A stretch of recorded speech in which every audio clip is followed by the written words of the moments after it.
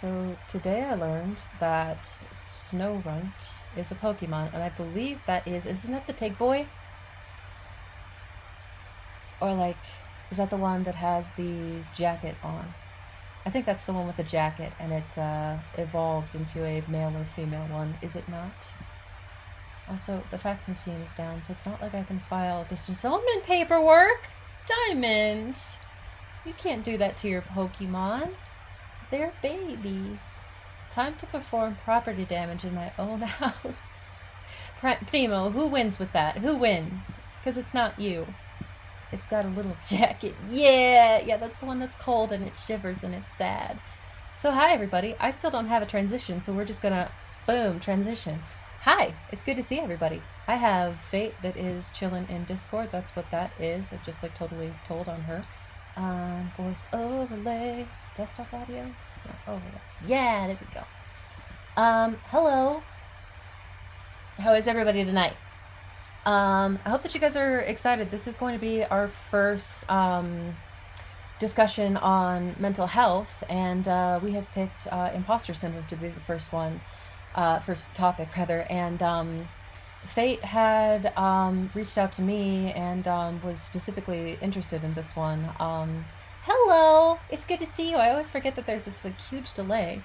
But yeah, they had reached out to me and really wanted to discuss this. They have, honestly, my life is tenfold improved because of this person and all of the work that they have done for other people, for Black Lives Matter, for just a good person. And I'm gonna let them introduce what it is they're studying, what it is they do, just so I don't overshare. But yeah, during this whole time, questions are completely fine. So if you guys have anything that's on your mind rolling around as we go, please just put it in the chat. And if there's any reason to, I don't know, have like an open voice discussion too, like you guys are welcome to come on too, if you really wanted to. The reason that this interests me so much is that I am seeing a therapist right now, and there is a list that she went down to not to diagnose imposter syndrome, because you cannot diagnose imposter syndrome. It's not an official disease or anything like that, at least in the United States. So yeah, she went through a list that I'm sure that we'll go through. And again, I haven't been diagnosed with it, but I certainly have a propensity towards imposter syndrome. And my suffering with it is daily and kind of vast and very frustrating. And I thought this might be a good one to start with, because I feel that, but I know that a lot of other people feel that way too. So without further ado, let me roll in and see Fate here. We'll get this rolling. Boom. Hey, can you hear us? Ooh, I can hear myself. Everyone has it at least some of the time. Can you guys hear Fate? I'm jumping in real quick. 1v1 without, I think this is desktop. Uh-oh, I forgot the desktop. I forgot the desktop, 1 sec. I already fucked everything up, sorry. Wait, you can't hear them? I don't think, oh, loop back, that's why. Here we go. How about now?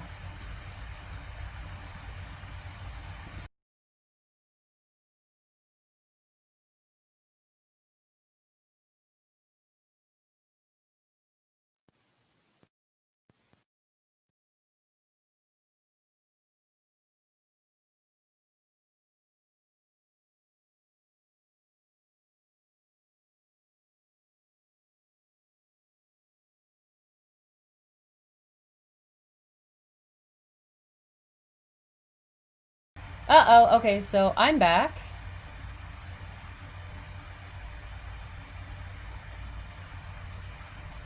That's really weird, because it says that,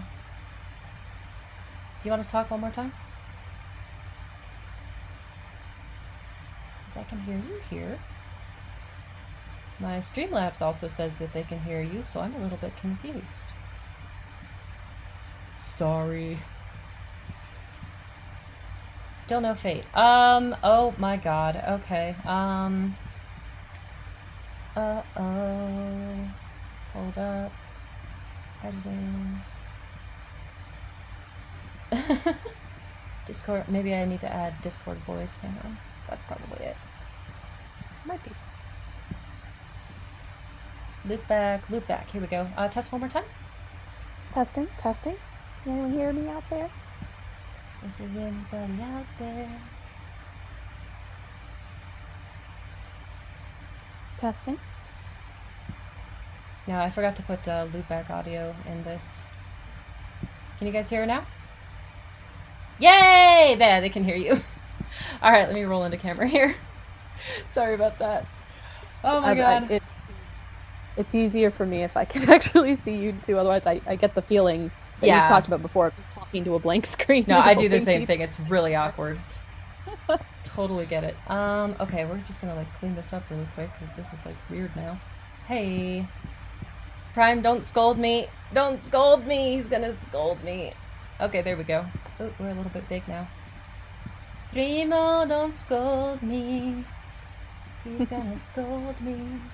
He like knows everything about everything. And hey, everyone put us over here. So yeah, I am so sorry for that interrupt. Would you like to introduce yourself to everybody? Yeah, I can go ahead and do that. So hello, I'm Fate. Sorry, but you all have not unlocked the friendship level to know my whole name. I go by she, her. And I have been studying psychology for upwards of nearly 10 years now. My specialty is in animal-assisted therapy, but I also do focus heavily on multiculturalism. I have an associate's degree in psychology, and I'm just about done 2 semesters away from my bachelor's of psychology with a minor in sociology as well. So close. So, stuff. Is that Cassiopeia? Cassiopeia? Yes. Okay. Cassiopeia. That's really cute. Yeah. Thank you. I have this on me at all. Very important business. So is there a particular reason that imposter syndrome is interesting to you? There's a couple different reasons. One of them is that it is far more prevalent than people think. Upwards of 70% of people actually experience symptoms of what we would call imposter syndrome. And so we study it a lot when we're learning in the field in general, especially as you start learning how to differentiate between what we call mental illness and what we call just, life happening. So I find that really interesting. I also absolutely suffer from it myself. It doesn't matter how many pieces of paper I have or how many certificates they give me. I'm still just like, am I really supposed to be here? Do I really make a difference? Because you are among you're among one of the most brilliant, organized, industrial fucking. You are incredible, and it is crazy to me that someone with what I feel is your esteem suffers from something like this. Thank you so much. I'm just gonna go crawl under it. No! I need you for content. Just kidding. Oh my god. Yeah, it's important to me to just show people that these things are normal and that they are not things that make you a bad person or that you're incapable. And I'm all about that in my practice life, is just to make sure people understand that the things they experience aren't necessarily things that have to haunt them. Yeah. So, yeah. I appreciate that. So yeah, do you just want to kick it off? Yeah, let's go for it. Sure. So what is imposter syndrome, first of all? Imposter syndrome, as you said, there is a checklist. When I kind of brought this together, I wanted to focus a little less on the checklist because first and foremost, if you feel like you have this, you really need to be seeking professional help. As much as I study this, I don't have my license yet. So little disclaimer, take everything I say with a grain of salt and go see someone if you really feel like you need to be quote unquote diagnosed with something like this. But really, it's people having a hard time internalizing their experiences, their skills, their talents, and their accomplishments. Even if something positive happens, they might have a really hard time accepting that they're the reason that it happened.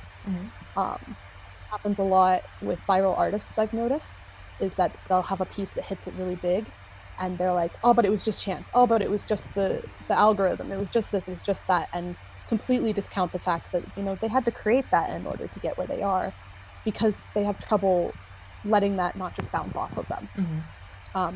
And they're people who will overwork to try to make it seem like they are worth being there. There's a lot of times that this ends up leading to something that we call the imposter cycle, which is one of my first little visual things that I have. Should I And yoink I that don't up? know. Yes, and it's the one that looks like a circle. The one that looks like a circle. Boom, imposter cycle. There we go. I'm just going to put that over my mug. Bye, everybody. All right, that's on screen. This is something that was designed, to give credit, by Lisa and Richard Orb Austin. And it's something that they came up with in the business world when they started. But a lot of its focus is in looking at the things, this cycle that you get into once you start working on a project or in the process of a project. Give me 1 second, because I am an idiot and didn't open it on my end. Oh, no 2 worries. seconds here. I also need the Sorry. visuals too. Luck can open the I thought door, but it's skill and talent that allows you to take advantage of the break when it comes. Absolutely. That's going to be a big point that we are coming back to a lot as we talk about this. So when we look at the imposter circle, it starts with basically you're pretty anxious about the project that you're working on. You're not sure if it's something that you're comfortable with or that you're capable of. And there's a lot of different reasons that can happen for artists. Maybe it's a new technique, or maybe it's uncertainty that your technique is good at all. Oh my god. I feel that so hard. I'm sorry. It's a really common one, especially with artists. Mhm. And you start working to compensate. You put in more hours. You erase the picture a million times. You take the frame 1,000 times. You sew that seam over and over and over again until it seems like you've done it endlessly. And then you finish the project, and people like it. And you look at it and you say, okay, they only liked it because of this, but it was just this. Maybe the time of day was good. And you don't internalize the things that are happening that got you to the point where people like what you've done. And then all of a sudden, if you're not internalizing it, you start that project again, and you're not sure you did it right last time, because it could have just been chance. You could have just made it. Or like maybe it'll never happen again. Yeah, for a photographer, I'm starting to go back through my old work, and some of it is okay, but now that I've learned how to edit, or like theoretically how to edit rather than having than practicing my editing, I'm going back through everything thinking that everything was chance, and even though I did have a couple of hits, I'm never going to be able to edit this photo the way that I want to, and yeah, it's just like it's a vicious cycle for me. But it's got to manifest for other artists in so many different ways. Yes, and some of the things that really can feed this is that there's no threshold for success with art. There's no point at which you can say, if I hit here, I'm a good artist. Because very rarely do you find two pieces of art or two pieces of creative craft that are the same. And so there's no bar to reach for, and that can be really difficult. One of the things, too, is that imposter syndrome affects across all gender, race, ethnicity. It affects across everything, your age and all of your demographics, and everyone is susceptible to it. But we find that people who are marginalized or underrepresented tend to be exposed to it a little bit more often. You'll also oh yeah, go for it. Sorry, I'm like starting to learn when it's cool to talk or not. You know what? I don't know if I remember now. I'm so sorry. Not how does it so you were kind of hitting on how it manifests, but what are there like symptoms of it? How does it manifest? How can you tell? Because it's not a diagnosis, it's a phenomena, right? It is, yeah, and it's not considered a disease or an abnormality. In fact, it's not even tied to anxiety or depression or self-esteem. It's completely separate from those. Obviously, those other things can definitely make it worse, but anyone can get it even if they don't have something in their brain that's not typical. And a lot of it is characterized by just never feeling ownership of your own achievement, never feeling ownership of your skill, never feeling like you are the reason that you're where you are.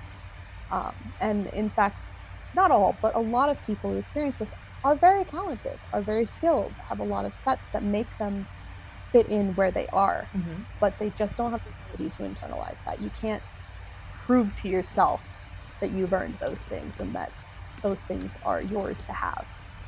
So, And I think that's why people think it's like low self-esteem because it's very mm, similar. that was actually a question that I wanted to ask. What is the difference between? So obviously we've got ego, which I think might be the opposite almost. Or so you've got humility, which is an accurate assessment of your skill that is grounded in reality. There's egomaniacal ism, things like that. That is a feeling that a confidence that isn't necessarily ground in reality, and then you have imposter syndrome, which, as you described, is it doesn't match reality, and instead of inflating your ego, it deflates your ego. Um, Mhm. I don't know if now is an appropriate time to talk about that, but like, what are the differences between those three things? So really what makes it stand alone is a perpetual belief. Like one of the things is you always think that everyone is at least as skilled as you are. Mm-hmm. So the bar that you've set for yourself starts there. So there was one anecdote in a video that I watched that I have in my links that I'll share later, where it talks about this astrophysicist who received his degree, and he says, "If I can graduate with a degree in astrophysics, anyone can." Uh huh. And the idea is crazy, but It's it's me. someone who believes that the rest of the world is already on par with where they're at, not necessarily out of their ego, but just by like not feeling confident in the fact that they are skilled. Mm-hmm. If your bar starts there, you think you're the bare minimum, and everyone else can only go up from there. Oof. Uh huh. And so it's a standard. Mm-hmm. And that standard is fed by things like only receiving criticism for things, not being praised when you have positive things happen. There's a lot of reinforcement that goes into that. So it's something that you learn and is taught to you. And so your ego builds around it. Mm-hmm. And so you have a very small sense of ego because you never had the ability to display that you had that ego in the first place. So you mentioned that it is learned. So is it a trauma response? Is it anxiety? Like, where does it come from? It depends. Um, a lot of what they looked at was that it is kind of a condition of particularly socialization and the Okay. need to excel. And it manifests differently, as you noted earlier, like especially between Western and like Eastern kind of thing. The ways that they appear are going to be different, but they're revolving largely around expectation, whether it's perceived expectation or absolute, like expected. Mm-hmm. And they say it out loud and that kind of thing. So very early are learning, like in the workplace, it's a huge thing. They talk about it all the time, like imposter syndrome, imposter syndrome. If your boss doesn't give you enough support, if he doesn't, you know, give you any positive feedback when you do a good job, those kinds of things stick in your head after a while. Mm-hmm. And I see that all the time with artists. And it's interesting to me as someone who's kind of on the cusp because sewing's really my thing. Um, is that they'll take negative feedback from people who aren't artists and absorb that. Mm-hmm. And Or the real risk there is you're mm-hmm. not allowing feedback that is relevant to you. Are they also generally people who suffer from imposter syndrome very judgmental when they self critique? Absolutely, yeah. Okay. Yeah, basically, you are looking at yourself as a bare minimum at all times. Mm-hmm. Like if you achieved something, it was like luck because you only did XYZ instead of I did XYZ. The Mm-hmm. only there is what really makes the difference. Okay. Well, because, like, me, I don't want to turn this into, like, therapy hour for me, obviously. But for me, I intellectualize my emotions. So so imposter syndrome manifests for me rather than an emotional response. I just know that I am the bare minimum, or that my work is never going to be what I want it to be, and somebody's always going to be better than me, etc., etc., etc. But there's no emotion behind it. It's just like I accept it. So it's not that there's like a need to do more. I just like I don't care. It's kind of an apathy that comes with it. Um, and I think that part of the reason that it took so long for me to seek help was because I don't feel those feelings like that. I, again, intellectualize everything. Mhm. So is there, what, how do I say this?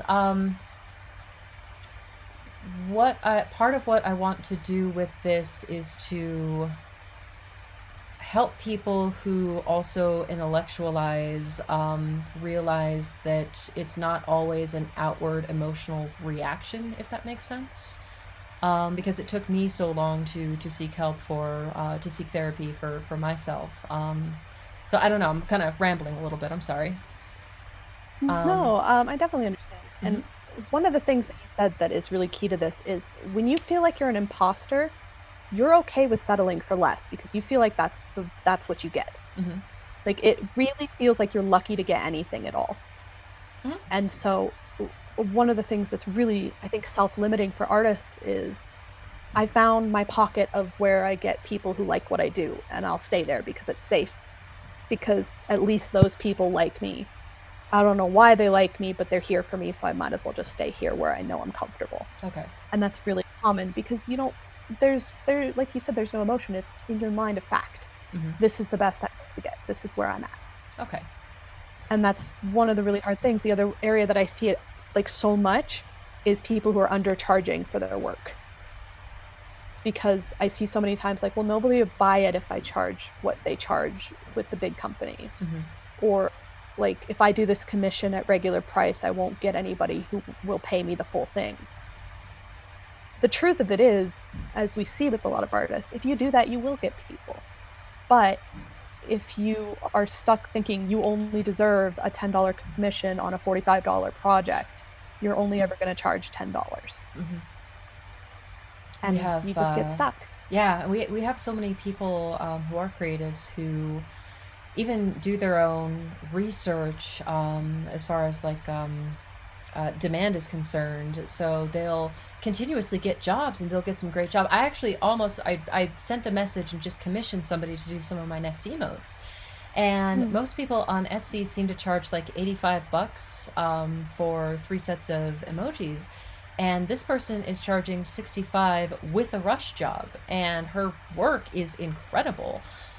mm. But like she gets so much work. So what I'm thinking in the back of my mind is I wonder if this person has done like they stream everything too, and they have a big queue, and I'm wondering, if that imposter syndrome has something to do with that too.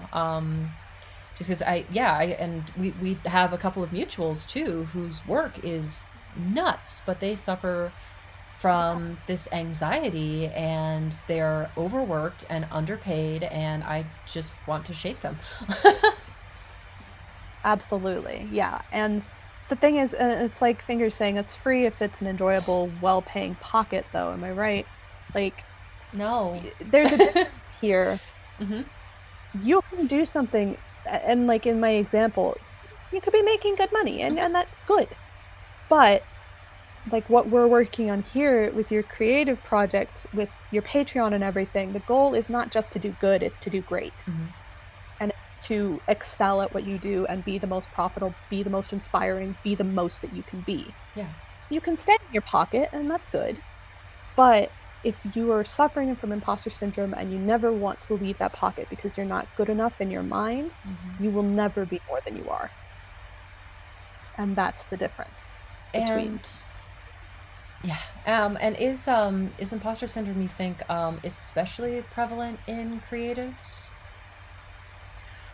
Personally, yeah, the research is a little different. Yeah. It is of two minds. But one of the things as I was looking is really emphasizing, and I think I have it here. There's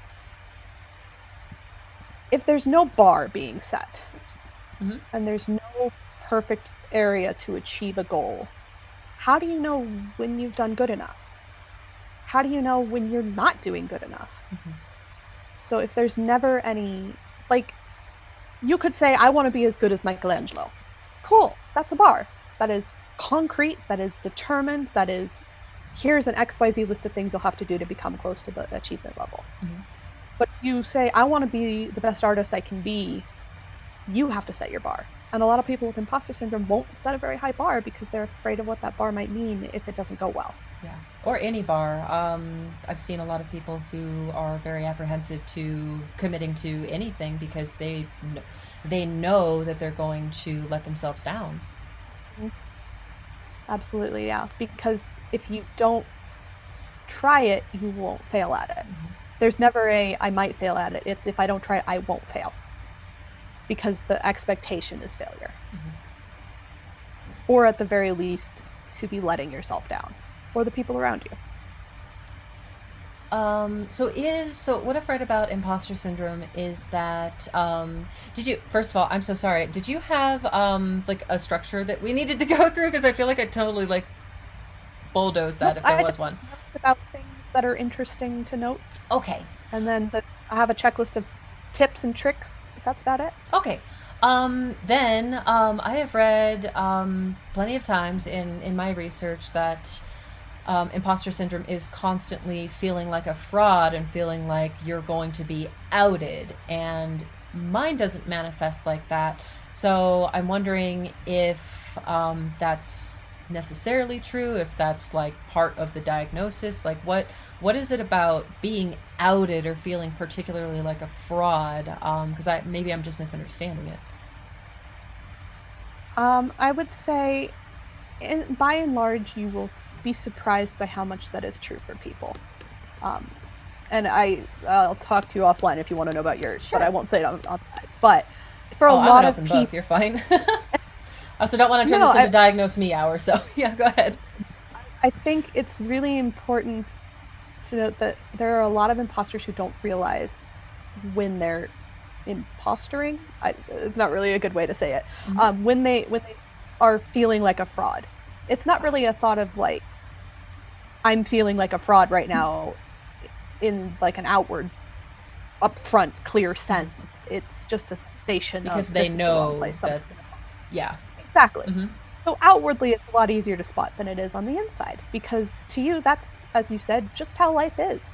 Mm-hmm. When you have it, that's just how it is, and that's not good or bad, it's just fact. And so it can be really hard to spot it sometimes. But I think by and large, there's a sense of, in one case or another, in whether it's the project or your job overall or whatever, Mm-hmm. you're afraid somebody's going to be like, aha, you're not telling me the right info, or you're not correct, or this is wrong. Okay. Ow. Okay. Uh-huh. Uh-oh. No one else is here. Did we lose her, everybody? Oh, no. Let me get out of this. Are we F's in the chat? Are we okay? Or ifs in the chat? Guys, if I'm still here, we've got emojis now. Oh. No one else is here. Her audio cut out. Okay, perfect. There she is. Ding. Sorry. No, don't worry about it. What?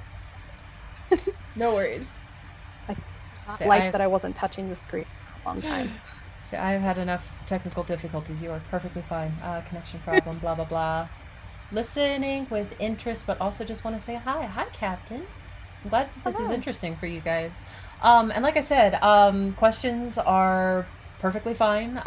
We're just kind of having a discussion right now instead of like a lecture. So if you guys have anything to add, any questions, any reflections, please let us know. If you want clarification, or you want to be like, is this me being an imposter?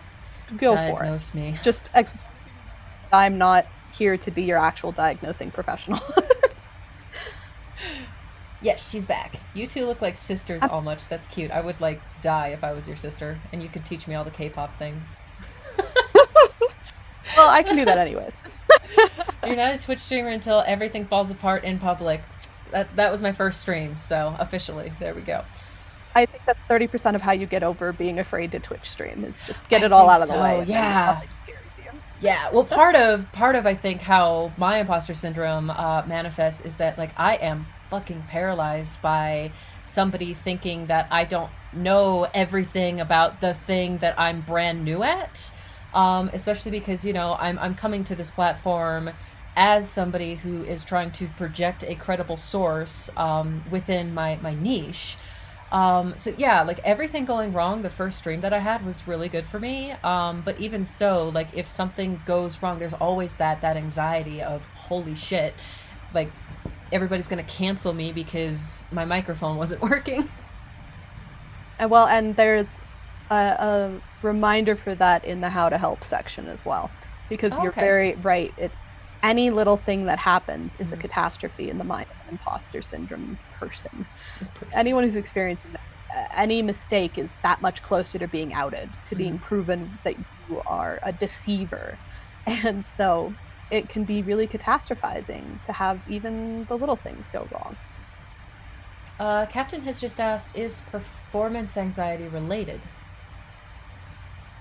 It can be. They certainly appear separately as well, but people who experience, I'm going to call it imposterism. That's a term that's kind of being used somewhat, especially in the work world version of psychology. They Mhm. call it imposterism because it's not necessarily a syndrome where anything's wrong with you. But in imposterism, you may be afraid to speak publicly because you're afraid that you're going to get a sentence wrong and the whole crowd's just going to go, they don't know what they're talking about. And it sounds kinda crazy to someone who doesn't have it, but it's a real fear. Mhm. I know that because I have that particular fear, and it took a long time to be able to speak at all in public or in front of anyone because I was so afraid of my credibility being damaged in any kind of way because it would just all crumble after that. Mhm. And so you just get afraid. Yeah, even when it's completely unrelated too. So Mhm. also in my research, I learned that most resources seem to want to call this imposter phenomenon rather than syndrome. Is there any reason, any difference? Yeah, the first one being that syndrome is typically assigned to things that are broken, Oh. or to things that have a malfunction, Mm-hmm. or to things that are out of the ordinary. And really, what they're trying to highlight now is that imposterism, like I said, like I'll call it, is not a problem, it's an experience. Mm-hmm. And it can be a debilitating experience, but it does not mean that there is something clinically wrong with someone. Okay. And it can be what we call like it can cross paths with it. And so it could be maybe you have anxiety and imposter blank. So they have imposter syndrome, that which was the original form. They have an imposter experience. So they have like 4 or 5 different names that they use. I personally like ism because it's kind of a state of existence rather than a something wrong. Um, because I think that's the first problem is thinking that there's something wrong with you if you have that. Mm-hmm. And that can honestly make you feel worse Yeah. and Well, be that kind of detrimental to learning how to improve upon it. it was really valuable and almost liberating for me when I have been recently diagnosed with the things that I'm suffering from. But she validated it by letting me know that the things that I am suffering from, I don't want to like suffer, like make it really bad. But what I have been diagnosed with, at least, are trauma responses. So it's not like there's something wrong with my brain. It's just that like I've been hurt before. And I think Hmm. that imposter syndrome, and I mean, depending on the many different places that it comes from, yeah, it doesn't mean that there's something wrong with you, right? It just means that you've been hurt Yeah. or And conditioned. it really comes down to a lot of what you've experienced. And that's like one of the things that you'll see is people will limit themselves from their achievements because they spend so much time hearing or telling themselves that their accomplishments don't matter or they're not meaningful Mm-hmm. or they're less than, that you start taking that and internalizing it and it becomes part of who you are. And you're not going to reach for things that seem like they're so out of your reach. Mm-hmm. That's just being a human.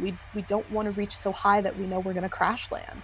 Right. It just happens to be that people with this tend to set their bar a little bit differently than other people. Mm-hmm.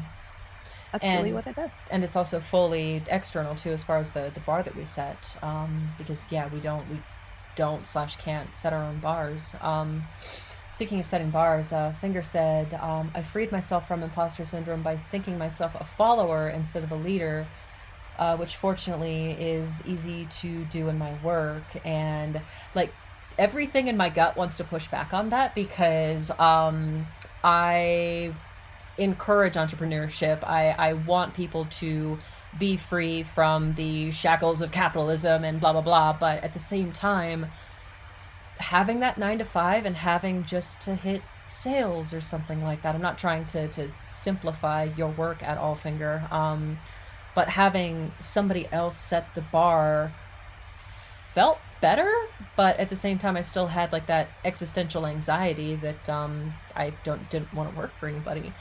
So in that case, if you have somebody who's suffering from imposter syndrome who wants to be an entrepreneur, would you have any advice for what they do as far as setting goals is concerned? Like how can they manage? Yeah, and if you want to go ahead and bring up that second one, Sure. you can kind of break that down. I set up kind of a how to help checklist. And this is something that can be used if you're in a job. It can be used if you are using something as kind of a secondary job, like a craft, or it can be used if you're deciding to go into entrepreneurship and you really want to focus on creating your own and being on your own. The first one that's probably, in my opinion, one of the most crucial is set clear goals and objectives. I can't underestimate this and understate this because the importance is like people who have imposterism, they suffer a lot without guidelines. And this isn't to say that like they can only exist within guidelines, but if they don't know whether they're coming or going, it's very hard to know where to put your bar. And then you're left to your own devices to figure out where to put your bar, and that always leads to trouble because your bar is so low for yourself that you'll never reach high. Mm-hmm. So the most important thing you can do is to create goals and objectives. That could be like, say you're a painter. You want to do one new art style a month just to experiment. And your goal is to learn as much about that art style in the month. Gives you something to reach for, it gives you something to work on and tangible things to look forward to. Same thing if you're starting a company. Maybe is I have to get to my first 50 employees. Whatever may be, big, small, medium, sometimes all three. I highly recommend a small, medium, and large goal, like as far as time goes, just because that's really good management. You see your own progress and you have checkpoints that you can trust. And you can say, judging myself against this very specific checkpoint, how am I doing? Rather than in the grand scheme of whether I'm a good person or not, how am I doing? It's a big difference. Mm-hmm. And every step of the way, you can work to learn what you're doing right and improve your trust in yourself. And so that one's like super important. And not to get, I don't know if this is like opening a can of worms, but how would you push somebody who is apprehensive about making goals to make goals in the first place? Start small. Okay. Really start small. It doesn't have to be big. Maybe it's a week-long goal. Maybe you start a project and you're like, I want to finish this project within a week, and you shoot for that. Maybe it's, I want to finish this eye today, or I want to take 15 pictures over the next 2 days. Whatever that is, set something that you know is within your range, even if you're a little nervous. And then next time, pick something slightly more scary, slightly more scary. And you'll find over time that your confidence slowly increases with each of those. Now, for me, though, like I don't know if this is imposter syndrome or if this is me, so I apologize if I'm getting a little bit off track, but for me, I always have to set super duper lofty goals, or I don't feel like I can or I should, or like why bother? I don't know. Is that something to talk about? Can be. Like I said before, people who have imposterism tend to be high achieving anyways. So you basically simultaneously set your bar really high. The difference is that you also assume everyone else's bar is that high, when in reality, you're probably setting your bar much higher than anyone else's. And so the challenge is, can you find something in your high achieving mind that is still attainable? And then keep going up. Even if you look at it like, here's the ladder to getting to that giant goal. Just getting some of those steps in there really makes a difference. And you can see it as, if I finish this step, then I could do something better and I can prove myself more. but you have to start with things you know you can do. Otherwise, your brain's going to hit a challenge that it can't do too fast. And it's like, well, I'm giving up now because obviously I'm terrible at this and I'm never going to be a good achiever. Like logic brain hears you and logic brain knows that you're right, but emotional brain, no. Emotional brain wants to succeed now. Yes. And Yeah. that's a big problem for a lot of people. So And stupid. that's just dedication, you know? Yeah. And it's a process. And if you mess up and you don't meet a goal right, try it again. There's no rule that says like it's an all or nothing. Like I didn't pass this goal, therefore it is obliterated into existence. Like you just pick it back up and try it again. Yeah. And then if you're done with that one, then you can move on to the next thing. Mm-hmm. The other one is really an artist-focused one. Probably one of the most on there is chasing praise is nefarious. Don't chase praise.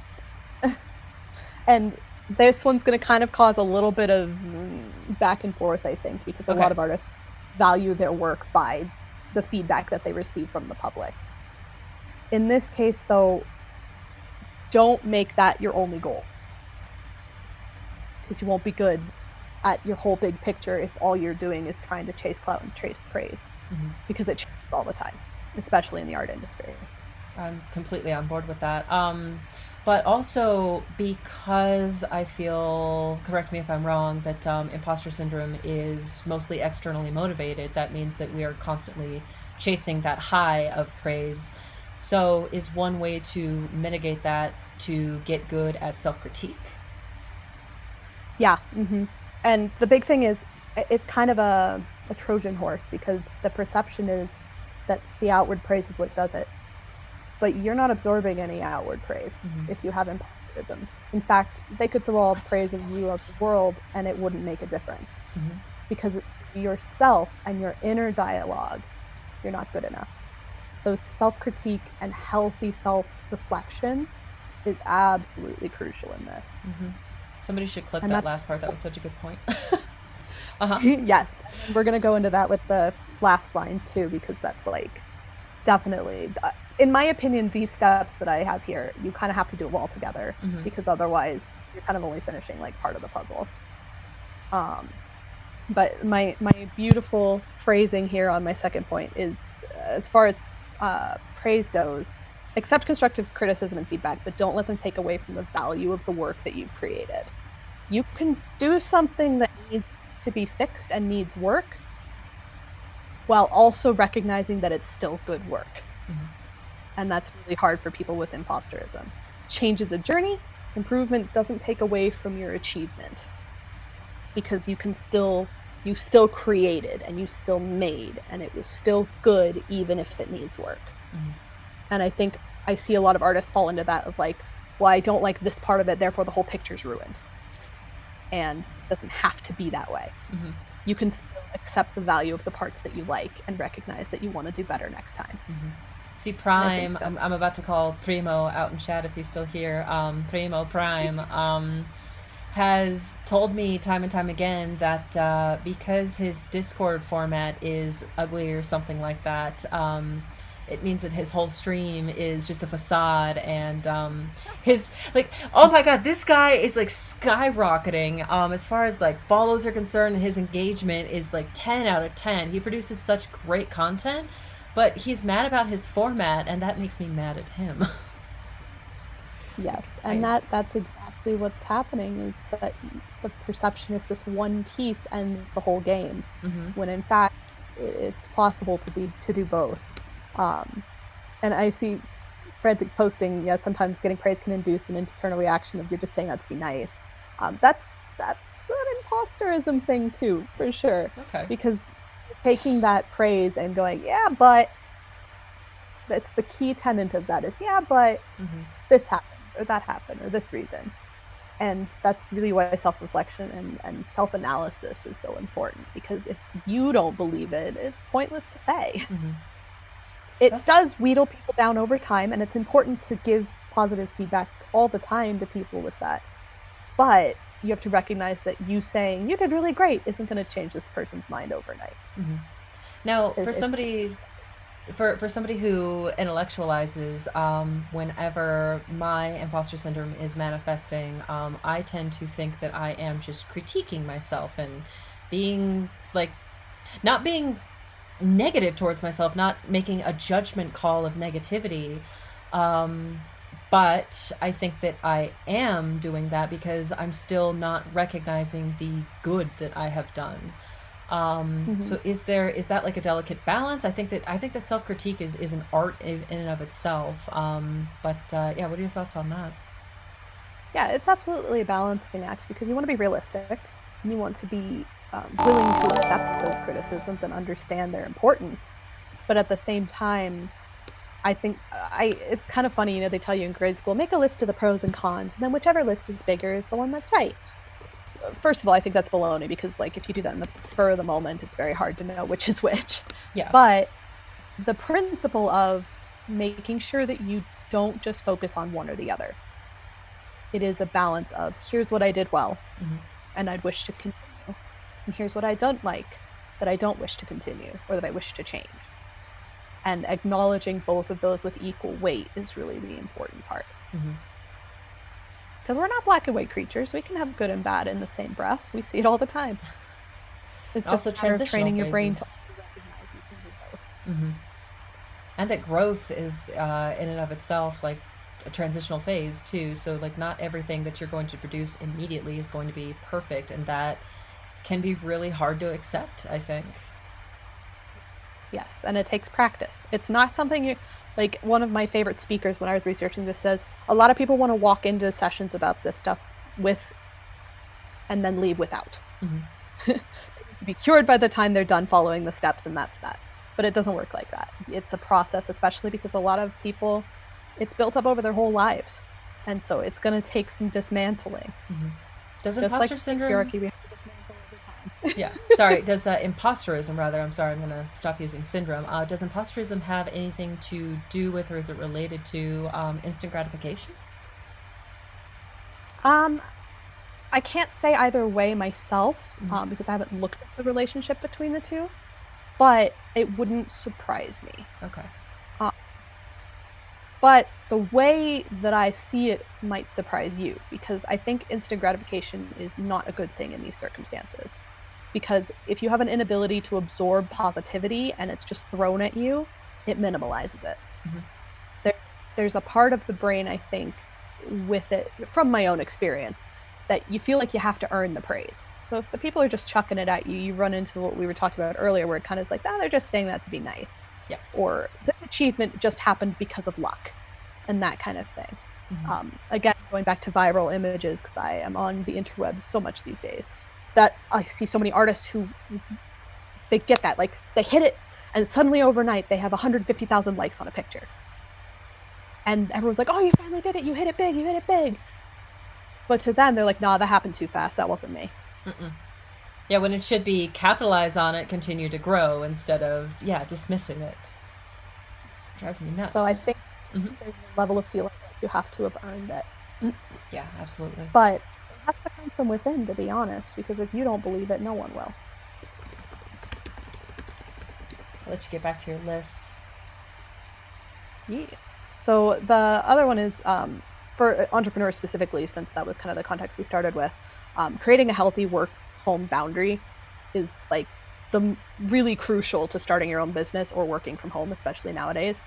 If you don't create a separation between those two, people who have trouble already differentiating between healthy balances just obliterate them. Mm-hmm. Like people who suffer from imposterism already have a tendency to overwork to try to become what they think everyone wants them to be or expects them to be. If you don't learn a balancing act, you're going to crumble. You're just going to become a mess because you'll always be like, well, I have free time, so I might as well work on something right now. And then your whole life becomes a work, and you're just always setting expectations for yourself you can't keep because you never stop working. Mm-hmm. And I'm sure you can speak to this too, kind of running your own gig about having to create a balance where you can sleep at night knowing that you got a little bit of life in while you got work done. I want to say that my therapist should be disappointed in me, but obviously, yeah, like she's lovely and she's everything, and I adore the crap out of her. She would never be disappointed in me. And I have come to a couple of sessions like, I'm so sorry, please forgive me. And she's like, bruh, you're practicing, it's all good. Um, but she said, leave my laptop downstairs. I'm like, because I think that when I bring my laptop upstairs, I'm going to do work, so it's okay. And instead of doing work, I sit on Prime's channel, a political channel, all night until 1 o'clock instead, and get nothing professionally done. And yeah, I think that yeah, having when I was working out, when I was going to bed at 10 o'clock, I felt much better than I do now. Not saying that like everything's falling apart, because everything's fine. But yeah, having that organization is extremely helpful. Yes, absolutely. And it's one of the things when I have friends ask me how they can improve their work from home life and just generally function better overall, the first thing I say is, do you keep your work and your home separate? Is that may be like, I have a strict rule in my house. You do not do anything except sleep in your bed. And, What if you what have about extracurricular what activities. about well, yeah, that's what I'd like to do. But I totally broke that in like March or something like that, because COVID hit, and yeah, shit hit the fan, and I wasn't getting enough work done during the day. So I was like, okay, I'll definitely take my laptop up and maybe I'll get some work done. And I would, and then I wouldn't, and I would, and then I wouldn't, and just like COVID's got everybody a little bit confused and out of whack right now. But It's yeah, it's something I need to repractice again. Yeah, and you'll find, and I found this as well, that the more routine you introduce to your life, the easier your life will feel, especially in times like COVID where everything's so uncertain, because your body needs something to cling to. What people don't realize is, like, when you go to work, that's a strict routine you keep. It Hmm. doesn't feel like it necessarily, because it just kind of feels like part of life. But as soon as you take that away from your body gets really confused. Like, it really doesn't know what to do with it. And that's why I encourage trying to go to sleep at the same time every Hmm. night, because your body intrinsically thrives on routine. Even if your brain doesn't, your body sure feels routine. And so even if it's like, I have my desk downstairs that my laptop sits on, and only when I'm sitting at that desk can I dick around on the internet. Hmm. Even if it's something like that, what that tells your brain is, this spot here is a rest spot. That space there is a work spot. Hmm. And so you transition physically between those spaces, your headspace starts to change too. Yeah. And that's really important, because, like we Hmm. talked about, setting clear goals and objectives, if you don't create clarity and things that you can like manage, your body just goes, I'm going to do whatever I want, and it's going to be hectic. Hmm. Is that just a section of self discipline that maybe you can blame for? Thank you so much for the follow, Holy Smokes, and thank you again, Slate Chosen, for the follow 7 minutes ago. I appreciate you guys. Is that a function of self discipline where I recognize that my desk is my desk and my desk is for work? And Mm. a month ago, a couple of weeks ago, my friends were like, "Hey, you want to play League of Legends?" And I was like, motherfucker, yeah, I do. So I got my gaming laptop and set that up, and I set it up on my desk. Because there's Ah, nowhere else for me to play it. And now my brain, every time I come down here, I'm like, League of Legends today, League of Legends today, League of Legends today. And I know better. I know better. But is that but you self told your body discipline? that it was okay. Yeah. I also Yep. stopped working out at It's 10 o'clock every day, too. Like, Yeah, it's going to be a function of self-discipline. And okay. again, baby steps are better than no steps. So even if it's just like, find like anticipation, like, you want to play League, is there a way that you can set up your desk differently than you would for when you're doing something else? Yeah. Is there different seating you could use? Like, is there a way you can change it that signals your brain, this time is for this? Hmm. Those are the big things. That's why, like, for some people, it's when I go to work, I have my coffee and I bring my coffee over, and once my coffee's on the table, I know it's time to work. Yeah. Any of those small things just give you a chance to create stability, and that helps you get organized in your brain and in your business. Mhm. And one other tidbit that I've given myself actually is that if I put it in front of me in a place that is completely unavoidable, as long as I push myself just a little bit to do the thing, like if I put a dumbbell right next to me, I will pick it up and I will do one little thing, which sometimes leads to an actual workout. Is that something that is like a brain hack that is recommended? Yes, it's a great brain hack. Part of it is, it's it's that whole object in motion remains in motion. They say that all the time, but it's true when it comes to motivation too. Mm-hmm. If you can trick your brain into starting the process by hook or by crook, you're more likely to engage in the process and see it through to completion. Okay. And that's really important. So yeah, I do the same thing. I have dumbbells under my bed actually, and then like when I go to put on my shoes for the day, I'll see the dumbbells and go, well, I got them right here. I might as well do a couple reps. Mm-hmm. So it's different for everyone, but if you pay attention to the things that make you want to do things, you can slowly start picking the things that you want to trick your brain with. Mm-hmm. But you have to learn your own routines and what works for you. Because for some people, they'll see the dumbbell there and be like, yeah, but it requires me picking it up, and therefore I'm not going to do it. So Mm-hmm. maybe they hang the dumbbell. That way it's not all the way on the ground and it's easier to get to. So it just depends. But you have to be really, again, introspective and thinking about what your body is telling you and the ways that work best for you. Mm-hmm. Especially if you like have something you love to do. Like, why do you love to do it? What gets you started on doing the things you love to do? Can you use that to trick your brain? Like I used to put a fun size Snickers every time I finished a chapter in my textbook, and by the time I finished the textbook, I was fat, sure, but I graduated. Mm-hmm. Yeah. So it's just about what works for you. Okay. And I guess we're getting off on a little bit of a tangent, but is there like a quick resource for people to learn or explore what motivates them? There's a lot of different modalities. It's like I struggle with this one, and And I've never found a resource. they're all Yeah. pretty straightforward.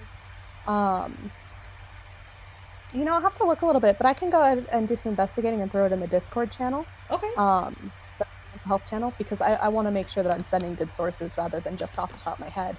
You But got there it. are some free resources available to kind of investigate that. I think it's also really valuable to learn your personality type too. Mm-hmm. While a lot of personality typing is kind of hocus pocus, there are some bases in there that are really good for like how you deal with organization and stuff like that.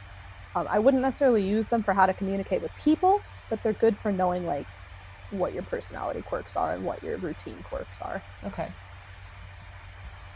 Sorry, it's just I completely forgot to turn on multi-stream. So anybody who is not watching on Twitch, appreciate you, and I'm so sorry I wasn't looking at the chat over there. Yeah, so create a healthy work-home balance. What's next? Let me turn my page. One of them, these two, the last ones are kind of talking about what we touched on earlier, but they're also really valuable towards breaking that inner cycle. Mm-hmm. Is keep track of your accomplishments.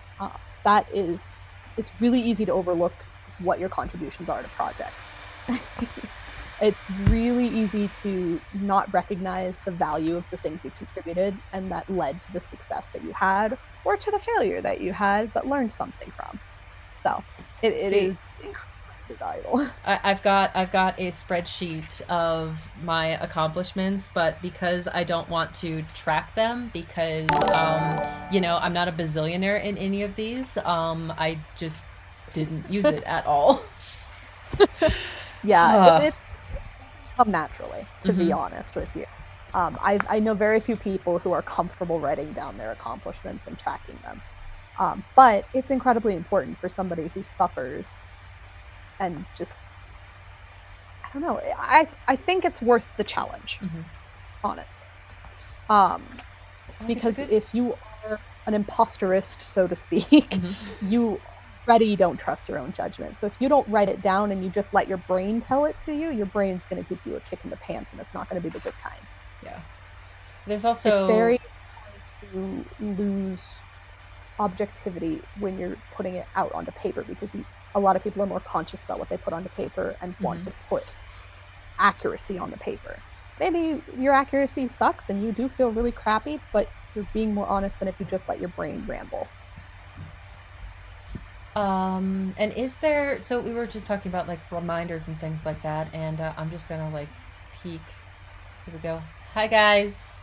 Hi, Finger was complaining that I was blocking my face, so we're just gonna stream like this now. I don't know if you can see it yet because you got like 20 seconds. Anyway, is there a way to? Hi guys. Is there a way to? So my excuse usually is that I don't have enough reminders to do like my accomplishments and things like that.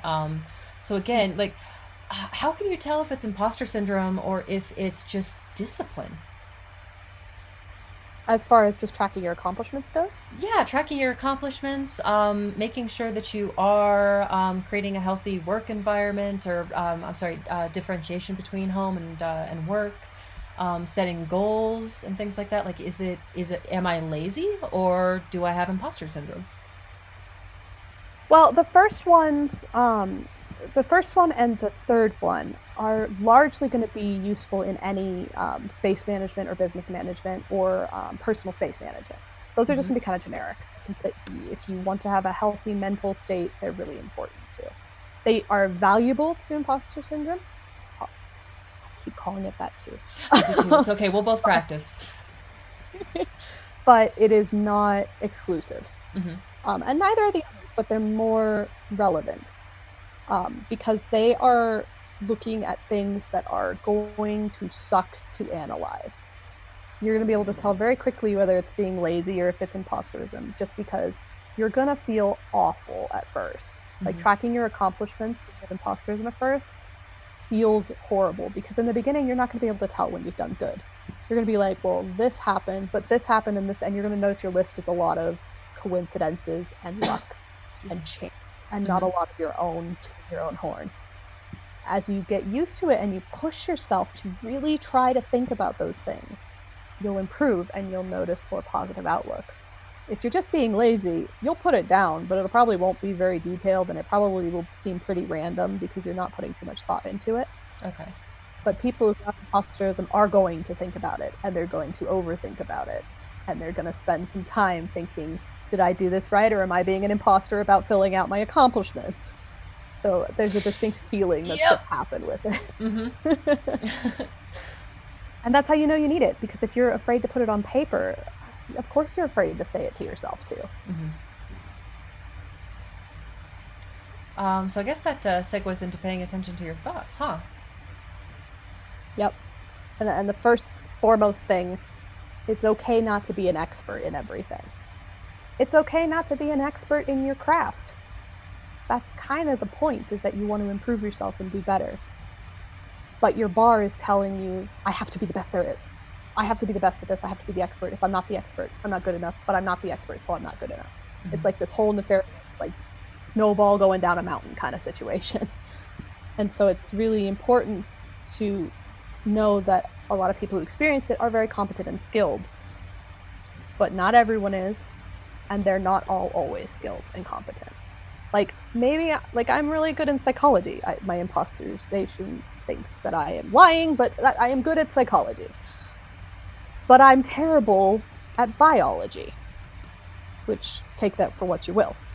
But it's knowing that you can have an expertise somewhere and you can be crap at something elsewhere. And if I give a speech on biology, which I have to do for my degree, and it's not my best work, I can acknowledge that it's not my best work, but that's okay because I'm not an expert in it. Mm-hmm. And it's okay that I'm not an expert.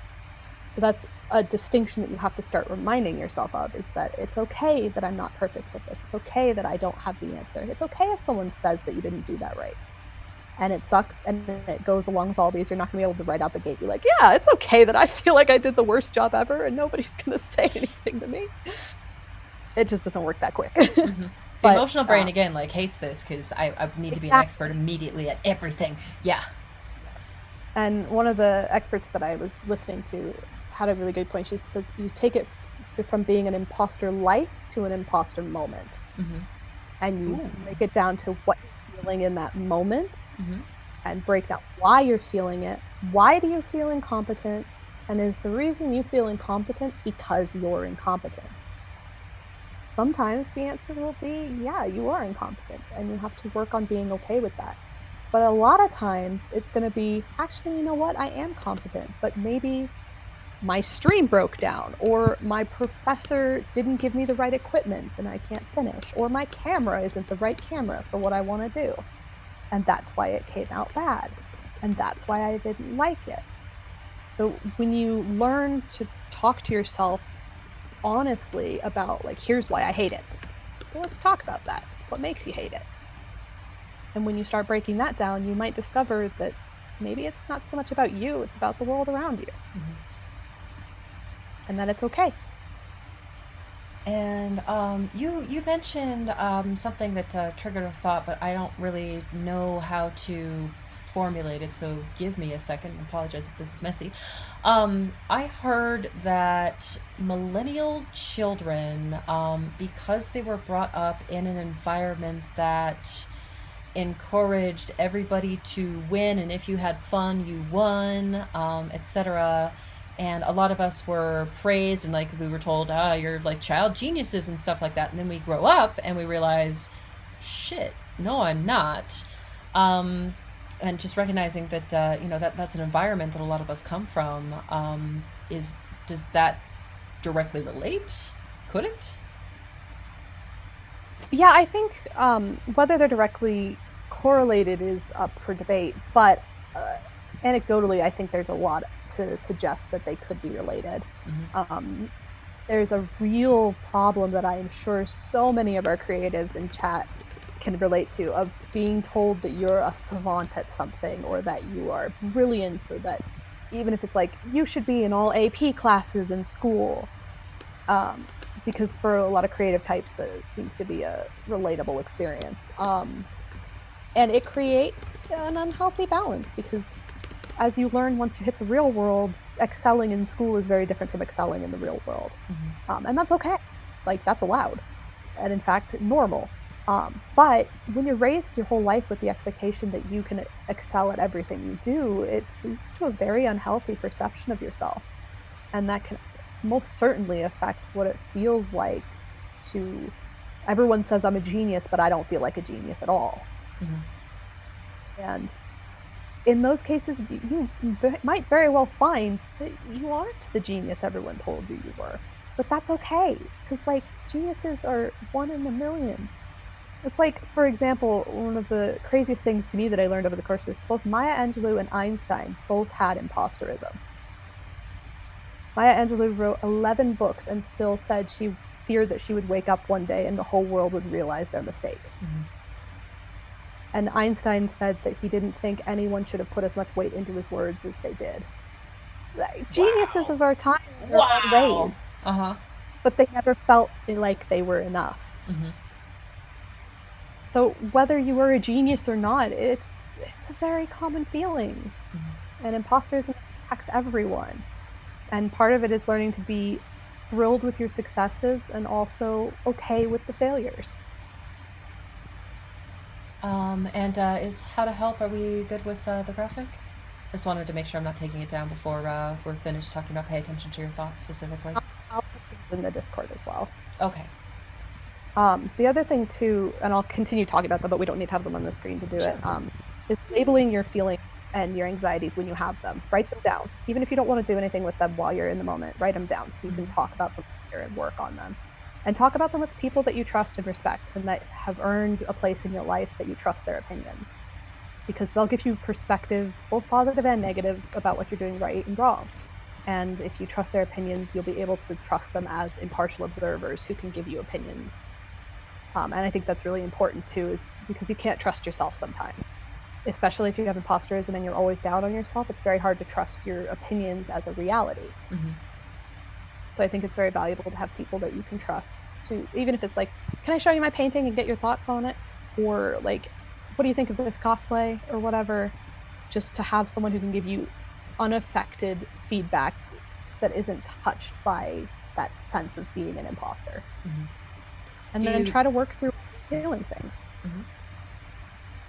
Do you think that that journaling? So I don't journal other than bullet journal. I generally think that. Oh my god! I'm just realizing it's probably because of my imposterism. I don't like reflecting on my feelings and my emotions and my accomplishments, etc. And realizing that you said start small earlier.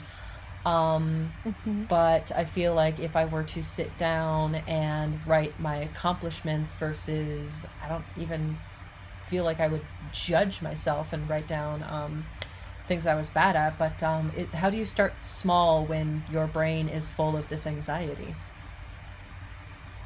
I mean, the way that I started was I have a note app on my phone, Mm-hmm. and I would just write down the word for what I was feeling, whatever I thought was Okay. the most accurate word for what I was feeling.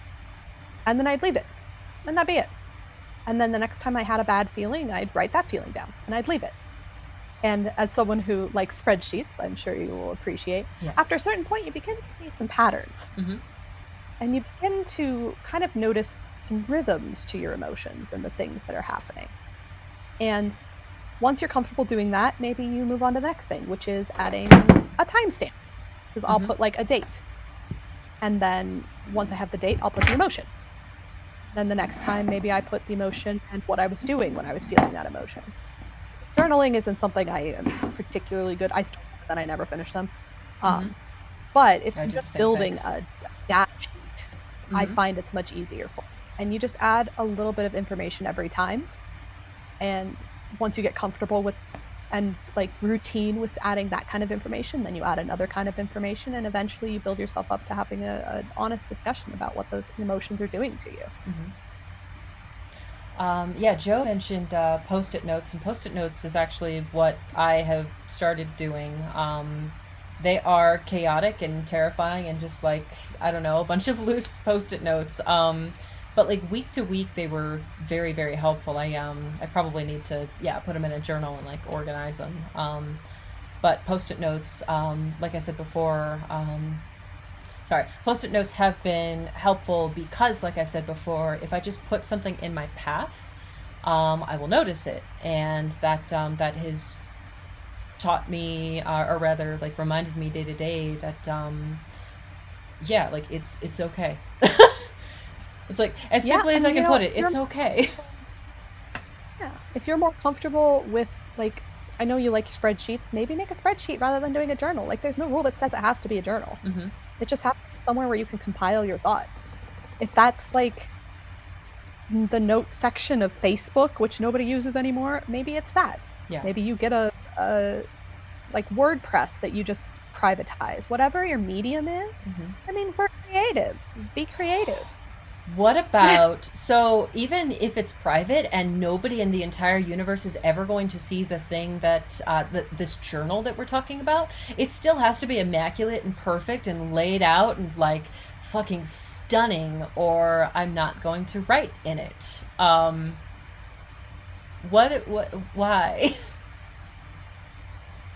A lot of that has to do with Oh perfectionism. my It's god. pair a perfect outline with it's oh my god, there's a term for it. I don't remember what the term is, but in psychology there's a term for basically if you don't do it right the first time, you can't do it at all.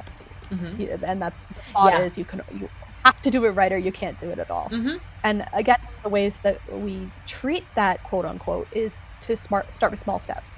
Like maybe you only do what you're feeling, but maybe when you do it in the most impeccable handwriting on the perfect sticky note, and it's perfectly lined up and symmetrical and like art worthy.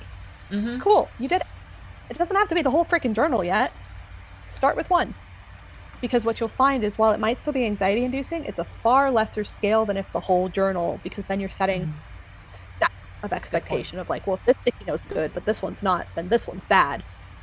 So start tiny, and then you can slowly, as you get comfortable with the control you've created, get bigger and bolder. Okay, that's a really good point. Actually, I remember that my therapist, she had a what is she using? Not BPD, behavioral therapy. What is that called? Cognitive behavioral. Yes. Thank you for the follow, Abronovic. We're gonna say Abronovic. Thank you for the follow. Yeah, she gave me a journal wherein there are some things to color, and she said just color this one photo. And I came back the next week and I had forgotten about it. And I came back the week after and I had forgotten about it and didn't want to do it. And I still to this day haven't done it. But that's because I think she left it because there were like other things that we needed to talk about. But yeah, I think that if we made it smaller, like just I don't know, do a little drawing that was like this big, that probably would have been better. Like I could see myself doing. There's also those like mandala coloring pages or something that adults are doing now. Yes. You seem excited by that. Do you like those? I love them. They're art therapy is my secret love. There's a lot of benefit to them, but you make a really good point in that size matters. Hey. It People are not one size fits all. So if you give someone like a full page mandala and say go ham, they might color part of it, they might color all of it, they might do a profoundly deep, extravagant project, or they might never touch it. Hmm. And you have to really know who you're working with and what their styles are. And that's really what we strive for as therapists, is to uncover what is the best option, because not everything suits everyone. And like for you, I think you're right that something smaller might have been more attainable. And that's why my philosophy in general is start small, get big, Hmm. because you can always grow. But if you start small, you'll always succeed. Now, if you stay small, there's a different problem, because you never want to stay small. Mm. Yeah, I'm sorry. I was just going back reading through a bunch of comments, and I don't want to take Yeah, I your was just doing entire the night same here. thing too. I That's was okay. just noticing that I get Captain stuck in the Frantic. comment sections. Yeah. I need to like not silence other people. I think that my voice is taking precedence, and I'm gonna fix that for next time. So it's like when I'm talking, it lowers your voice, and I don't like that. Anyway, Frantic mentioned what I would imagine is Jordan Peterson. He said that he gets a lot of crap for some of his shitty takes, but Clean Your Room really helped me gain momentum in climbing out of depression. It becomes a reward mechanism. Are you familiar with that at all? Clean Your Room? Yeah, so there's two uh, frames of mind with it. Some people, like myself, find your room to be a reflection of your mind. Um, but that's because I have a healthy relationship with my home as well. Um, that will manifest differently for someone who, say, isn't in a safe home environment, or who isn't in an environment where they feel comfortable expressing themselves. Um, but in my own experience, in a situation where I felt safe and comfortable, I found that my home, and my room especially, really reflected my mindset. I was a hoarder for a long time, and I went through up until this year actually, where I couldn't keep a room clean to save my life. And I always complained to my therapist that it was a direct reflection of the chaos in my mind. Mm-hmm. And I think there's some weight to that, because for people in healthy environments, again, your bedroom is somewhere that is your ultimate sanctuary. It's somewhere that you go to be yourself in full. And so a lot of people find incredible value in making sure that that space is somewhere where they can relax comfortably, that it's somewhere that matches their aesthetic and that suits their cleanliness level, which Mm-hmm. of course everyone has different levels of. So I think it's up to personal preference, but the people who put stake in having a clean room improve significantly when they're able to get that under control. And Gamer has asked something that I wanted to get her on here to talk about, because whenever she talks about starting to stream, part of what I do is sort through the chaos of branding, marketing, etc. But I'm not a brain ninja like you are. But when she described in Discord the problems that she was having, it sounded more like a self-esteem issue to me than that needed to be addressed, rather than just like straight into the business aspect of it, which is why I kind of want to do a mental health panel at least once a week, because this is so important when it comes to people and their business. So having prefaced that, Gamer wants to ask, what if you think you suck at everything? And by you, I mean me. Yeah, that's a hard one, because there there's this sense, I think, when we talk about these things, that everyone should have an expertise by the time they run into this problem. But the reality is there are a lot of people in the world who don't feel like they have any expertise at all. Um, and there are a lot of reasons for that. One, maybe your expertise is in something that isn't mainstream. We have, even in the creative industry, what we would consider mainstream items, that if you are expert in those, like streaming, for example, it feels like it has validity. But if you're an expert in something else that doesn't get any attention, it's no longer an expertise, it's just an experience. Mm-hmm. Uh, and so I think the second part is that you haven't figured out what your expertise is or what your skill is. And that happens especially in the United States, because there's not a lot of weight put on developing things that aren't going to earn you immediate money. We are at our core a brutal capitalistic society that's weight is put onto the work industry. Whatever gets you into the working industry faster, that's the only thing that matters. Rather than And that discounts a lot self-exploration. of niches. Exactly. Okay. That's kind of like, how arts gets defunded while football gets a raise.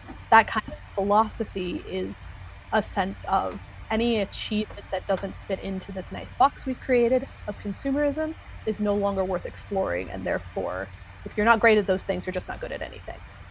And I struggled with that for a long time because it was like, well, I'm only mediocre at most of these things, so I guess I'm not good at anything.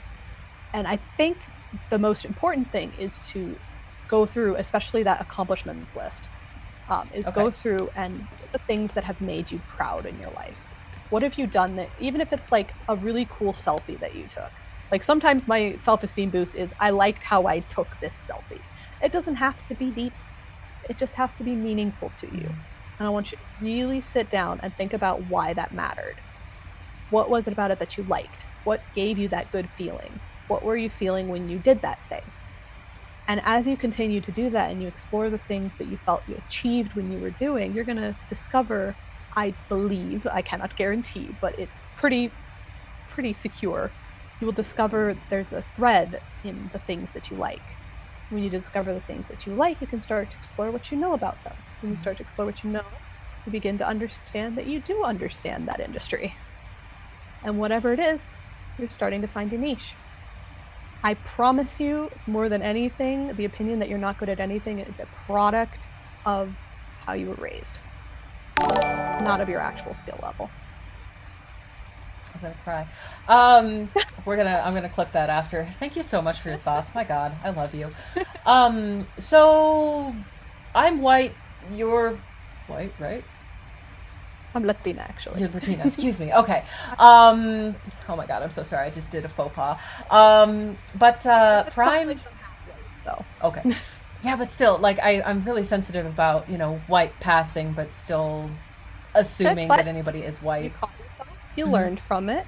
Now you can go forward from it. Okay, let's do that then. So Prime and Joe were.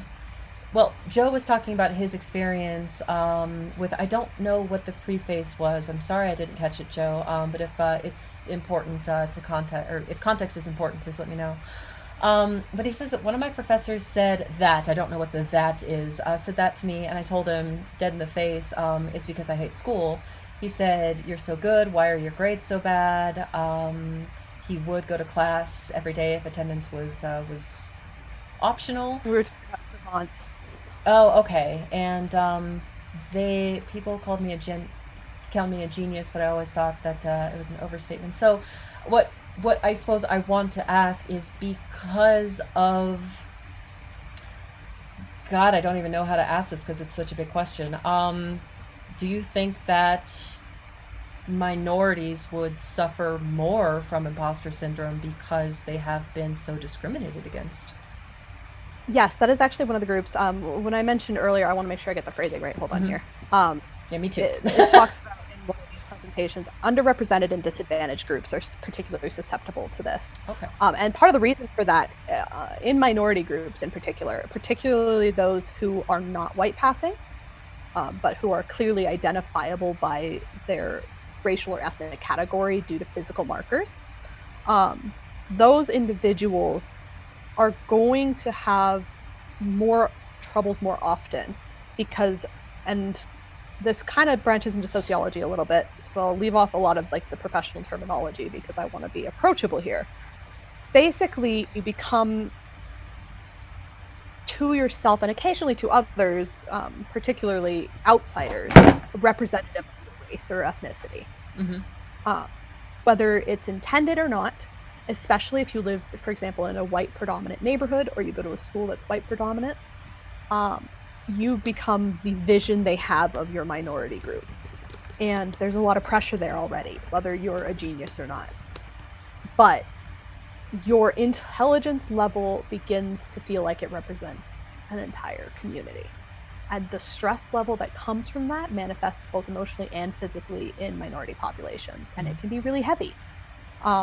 And part of that, I'm white passing, so I can't speak directly to it, but is having to learn that you don't have to be the face for your people. Because the whole world will say, you're the face for your people. First of all, what is my people? Americans? But you do not have to allow them to create your own perception of representing a community. Unfortunately, you might always represent a community because you can't control other people's perceptions. But what you can control is your perception of yourself and what you yourself bring to your community. And there's a lot of baggage that until we settle racial equality in our country will not be unbaggaged and may never be. But imposterism can be made worse by the fact that you already have such a high expectation placed on you that you believe you have to be the best because everyone has it in multiple levels that you are. Okay. And speaking of judgment on other people, although this is reversed, Finger has asked, I don't know how much is here, but could imposter syndrome be a side effect of judging other people as imposters? You know, it reminds me, there was one of the anecdotes, she was talking about how she started a support group in college for imposter syndrome because she and so many students felt like they had it. And they had like an AA meeting style situation. They would sit down, they would talk about why they were imposters, they would talk about the professors who were being fooled by their shenanigans, and they all felt such amounts of guilt and shame at being a fraud that they created a self-help group for it. And she said, ironically, by the time I got halfway through the group, I began to feel like I was an imposter in the imposter syndrome group. Because clearly these people had the problem, but did I really have the problem, or was I just being an imposter? That's why I didn't get my blog done. Yeah. It breeds this sense of continuation, of always wondering the level of an imposter. But the interesting thing is there's this phenomenon called pluralistic ignorance. And that is where you doubt yourself privately and you think you're alone because no one else says anything. So humans are actually inclined towards this train of thought. They're inclined to think that nobody understands their struggle, no one fully grasps the suffering they've gone through, and they don't have a perception of what other people have gone through because no one's shouting it from the rooftops. So that's part of why therapists talk about what you're feeling, share what you're feeling, share. And with imposterism, it's really recommended that you tell people, like, I'm feeling like an imposter right now. I know I can do this, but I feel like an imposter. Because if nobody knows that it's going on, the person who has it's going to be like, oh my God, I'm a weirdo. People are going to think I'm crazy. But the reality is 70 to 75% of people, at least in the United States, suffer from imposterism too. But you would never know that because everybody's staying quiet about it. So we have a tendency to really think that no one, and that's the same problem with, like, when you tell people that they have white privilege, they can't comprehend it because they're not experiencing it and they don't know what your experience is. So with imposterism, you're not really thinking everyone else is the imposter, you're thinking they're the geniuses and you're the idiot. Because your bar is that everyone's at least as smart as you are. Just sending one more, I guess I can, like, tell you guys since I've got the mic on. Hi.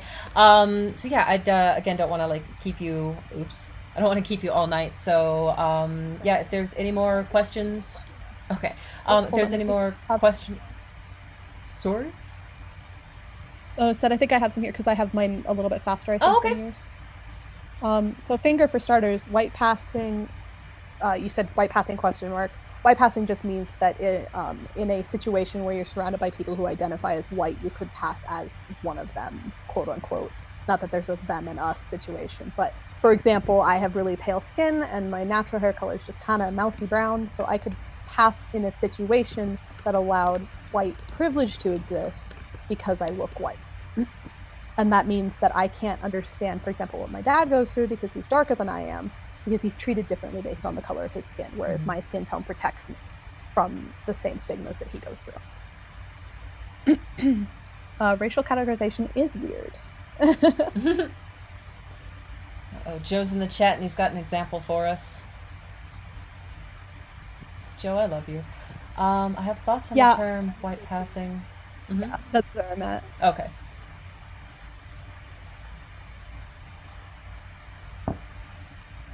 And I'll let you add to Yeah, that I if and would when you want to. agree. White passing is not a problem-free phrasing, um, but it is at this moment widely accepted. I'm still working through all of my presentations from the American Psychological Association conference this year, so I can't say for sure whether we've worked to develop vernacular that makes more sense, and that is more acceptable.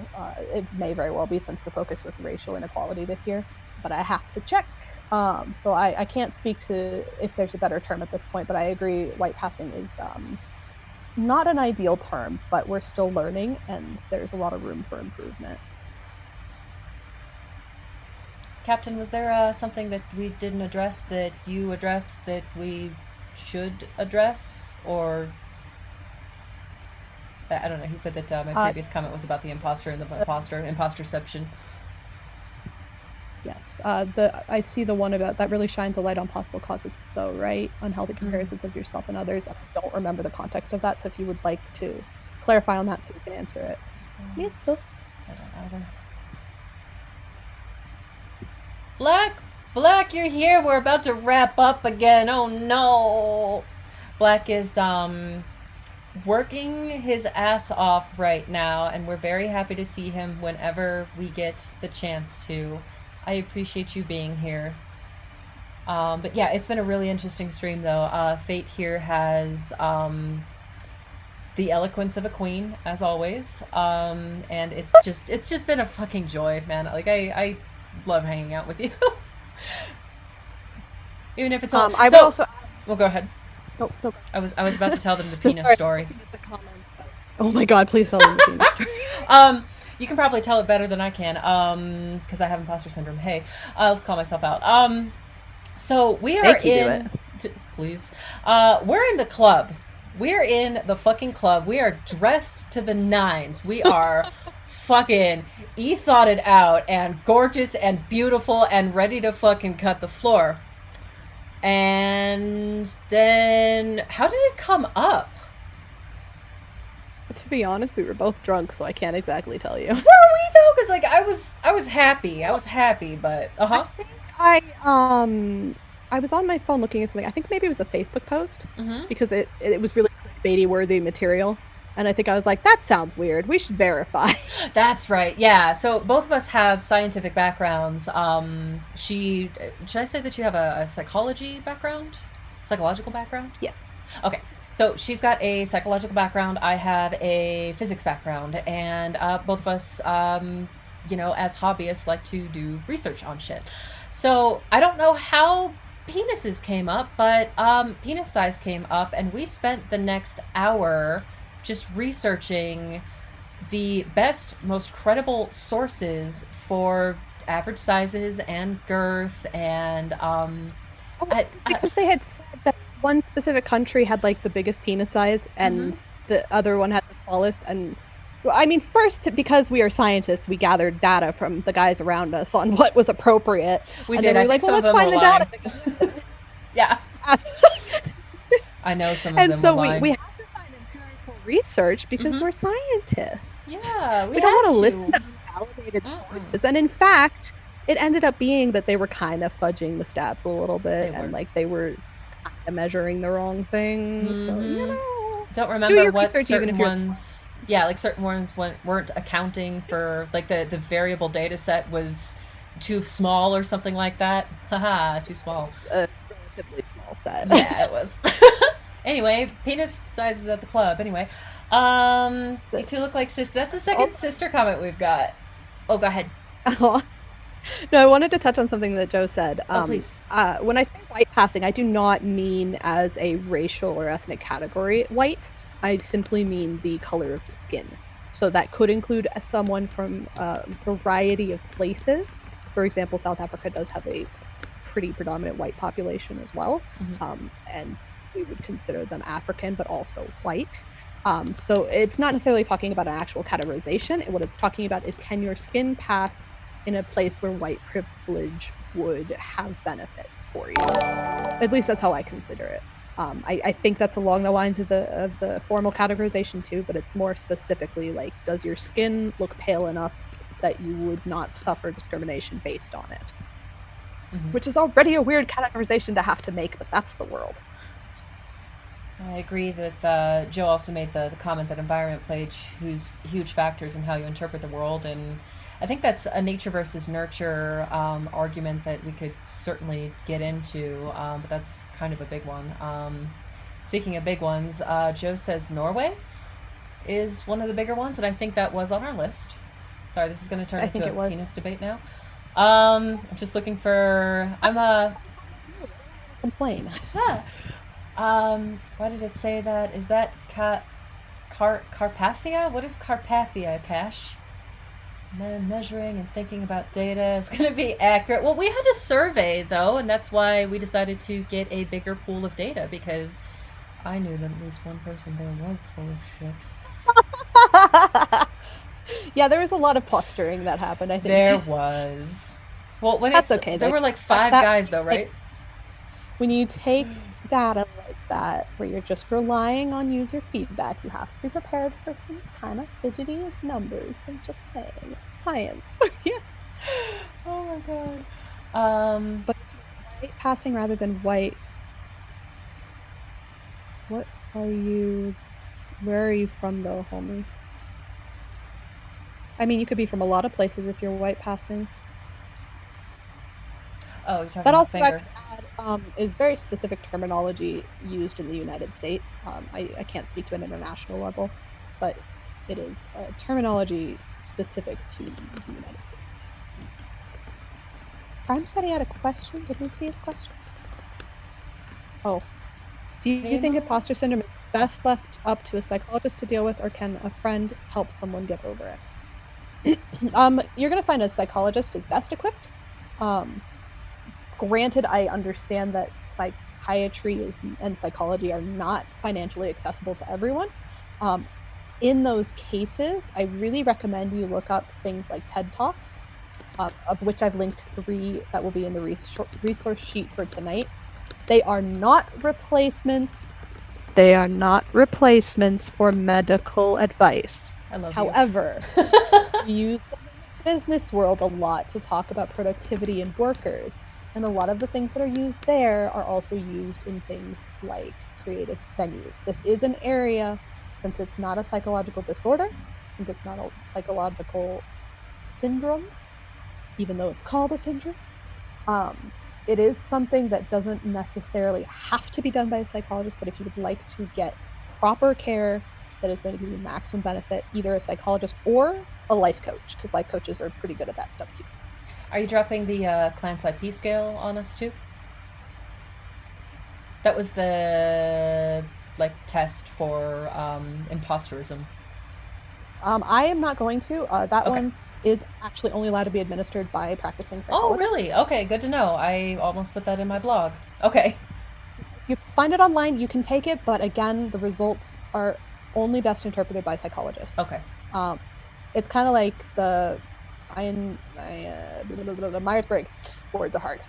You can give it, anyone can give it, and anyone can receive answers for it, but if you wanted to have the level of accuracy that actually comes with the test, you need to have it done by a professional, either a psychologist or a psychiatrist. You mean that which is telling... why there is a psychologist. Mm-hmm. Sorry, I was going to make a joke that choosing what birthday cake is the most aesthetic to me won't reveal to me what my personality is. Why? No. Why can't it be so easy? Also, the 16 personalities thing is not accurate either, so we're just saying. The Myers-Briggs? Specifically, this website, 16 personalities. Oh, yeah, no, I have fucking rants about that website. We can do that later. We can do that later. So if you want to be formally tested and quote unquote diagnosed with imposter syndrome, you need to go to a professional to do it. Mm-hmm. Some life coaches can do it if they're certified. Life coaches do not require a license to practice, however, so if you'd like to get the test done, it needs to be with someone who's licensed. But you can learn generally some techniques that can be useful, both from what we've talked about, but also by reaching out to resources. Google is a good resource. Psychology Today is a very good magazine that I recommend. I also linked a URL to an article that I took from that. to build what we talked about tonight. So there are some venues you can use, but you need to be very clear with yourself and with the person you're talking to that this is not medical advice, that you're just trying to be a good friend, because you always run the risk of doing more harm than good if you don't know it professionally. That's just the truth of it. And we do a million things all the time that it could be dangerous. F's in the chat. There she goes. Guys, this has been great. Oh, she's back. She's trying to come back. Hey, Hannah. Catch, I don't... Oh, there she is. Hey. Oh, sorry. No worries. Even though I'm live. Oh, you good. If you, don't want to or need to... I don't know, is there like a connection problem? No, it just says you've been inactive for a while. We're gonna turn you down. Oh, okay. If you want to come back on video, like, you're totally welcome. Yeah, Catch, I don't remember what that was about necessarily. So if there's like important context to that or something that needs to be discussed, let us know. Yes, links all over the place. Her Instagram is below. I don't know if you guys can see that. You're taking a minute to load in. What in a second? And just Instagram, right?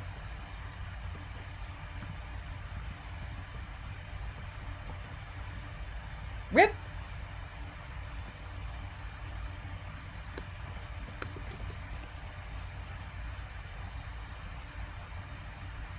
Also, Finger, thank you so much for the gifted subs. I don't know if I like shouted you out on that, but yeah, I super duper appreciate you. Thank you.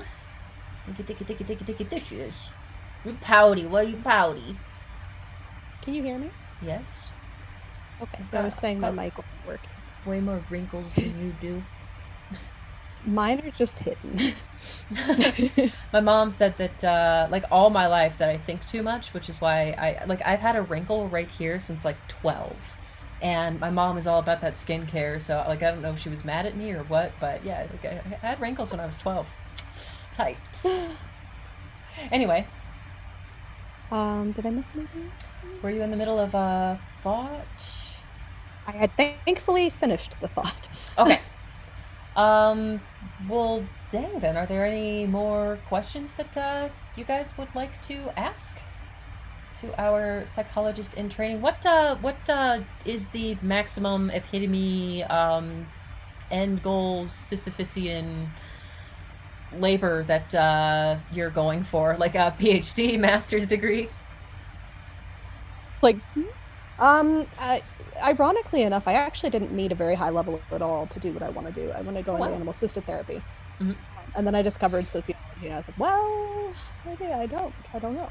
So at the moment, I'd like to finish up my bachelor's, and I'm going to apply for grad school, but hello, imposter syndrome. I'm not sure if my resume is strong enough to get me into grad school. Mm-hmm.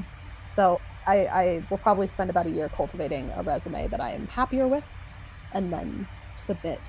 It takes about a year on average anyways to apply, so I'll spend some time digging and volunteering. I really want to do community work and really expand my on-the-ground knowledge so that I can reflect, because I used to do volunteer work a ton when I was really young, and then I hit college and I was like, I don't have time to volunteer because I'm too busy learning how to help people. No, you've been busy. But I miss it, so I'd like to. Yeah, it's amazing what you were doing for like Black Lives Matter while you were studying at the same time. Like you're a crazy person, but you work so hard, and you K-pop stan research all the time too. And I don't know how you have time for all of that. That's just all I'm saying. Like K-pop is so in depth, and I don't know where to start. Anyway, just remember what I said about niche topics. God. Being into K-pop is absolutely a very niche topic. Yes, it would be. That's something. Just a matter of figuring out what it is. My ex had a son who looked all worried, and when we asked him, he said, I got worried because I got nothing to worry about. Oh, that's adorable. Holy shit. Wholesome. That is so wholesome. I love kids. Oh my god. So okay, I guess we'll outro then. You said that you'll have resources for everybody regarding this in Discord, yeah? Yep, I'll do that right after we log off here. It's going to be the 2 pictures that we showed today, as well as a Word document that has a couple links to it for all of the citations and sources that I used for this presentation.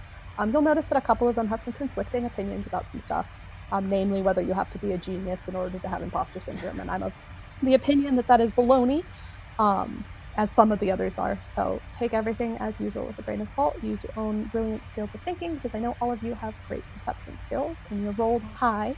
So you can go ahead and use them and take what you find valuable. I love you.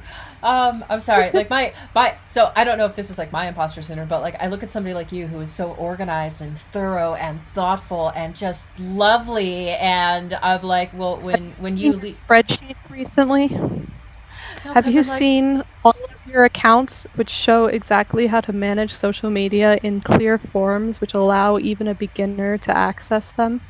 Have you seen your Patreon that's lined up? Have you seen your schedule, which is arranged beautifully so that everyone can keep up with the content that you're creating, even if it happens last minute? no. I can keep going. Well, you know what's great is that I know someone who has an entire list of all of the characteristics that they need, Oh who shit. can show all of your content for you. You know why? Because you created it so that people could find all your stuff easily because you're on top of things. I love you. So what I'm hearing though is that so you have imposter syndrome. I have imposter. I'm sorry. We are imposterism. There we go. Imposterism. Which means that like we just need to like record our imposter isms inflicted people. Like a voice chat that like validates them and tells them that they need to fucking relax and realize that they are in fact valuable. Can I tell you, Yes. very seriously, there's a whole part of me that considered making an OnlyFans where for $5 a month I would come and I would give you advice and I would just help tell you that you're an amazing person. That is so Lucy from Peanuts. I love that.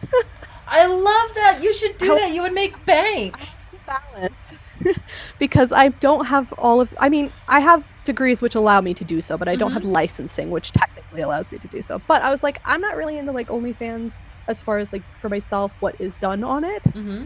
Because that's my preference. But I was like, I could just go and tell people they're doing great. I will give you all of my monies. All of them to you, bequeathed unto thee. Do it. Or a Patreon. So, I don't care. I want it. Just because I want to be able to help people, but I'm also not so above consumerism that I wouldn't like to get a couple bucks to do it. Yeah. Also, Tylenol is rating with a party of 4, and we're ending. But this was super duper, super duper. Super duper. I hope that it was helpful, and I am always lurking in the Discord mental health, so if anybody ever has any backup questions, I appreciate that. Just let me know or hit me up because I am more than happy to answer questions. I will not be your therapist, unfortunately. I would need to be paid for that. But I'm happy to offer tidbits of wisdom, or if you need resources for things, if you can't afford to seek professional help, but you still want to make sure you're doing right by yourself, and talk about resources and that kind of thing. So yeah, and I'm hopefully going to start up a Instagram dedicated to that. Please. No, you are like MVP. I adore every single interaction we have ever had, and thank you for going above and beyond with everything that you did for this. Like this was, I couldn't have imagined a better first mental health dive on Twitch. Thank you so much. I love you. Thank you. I love you. In the microphone. And thank you for listening to me rant, because as we all know, I'm not always 100% right, and that's okay. But I hope that it's helpful. You were lovely. And yeah, we'll look forward to those resources in the Discord. And I'm going to talk to you after this because I need to tell you how amazing you are. Thank you so much for being here. Well, and have a good rest of stream. If you're going to keep going, I will try to tune in, and I'm going to work on some homework. You got it. Life never ends. All right. I know it. My God. Yeah. We'll see you later then. Thank you so much again. I love you. Thank you. Bye. Bye. Bella, hello. Let me get out of Discord. I'm getting out of Discord. There we go, so we don't have lag. Tylenol, thank you so much for the raid. I appreciate you. Thank you. How was your stream? What was your stream? What did you do? Oh, Primo, don't ever leave. I'm missing you already, Kino. Oh, that's so nice. I have a very important... Oh, no, you had an important question before stream ends. He forgot his important question. Okay, so... We don't need to do that. Like she said, she, I guess, likes to, not troll, that's the wrong word, peruse the mental health part of the Discord. So if you guys have anything that you want to talk about regarding mental health, that's in right? That's not in like the Patreon part. Yeah, that one is like totally open and free for everybody to talk about, or to add to rather, which I think is very important. Oh my god, my emote wall is working. I'm so happy. You're amazing, you're a pro now. Why do you still get nervous? Well, if you made it to the stream on time, Black Butter Bench. One reason is because I have imposter syndrome.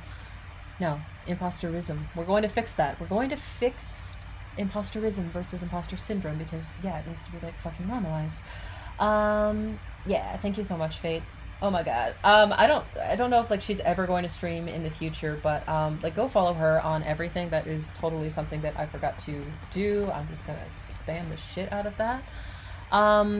Yeah, she's like a crazy cosplayer. She's in school. She's done work for Black Lives Matter. Like, this lady does everything, and I can't sing her praises enough. She's lovely and wonderful, and my life is better with her in my life. Yeah, Tylenol, thank you for the raid. Heartbeat Heats, thank you for the follow.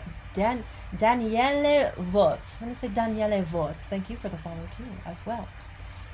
Don't put me on blast. I'm gonna put you on blast. You missed an important stream. It was the first one, Black. I'm just kidding.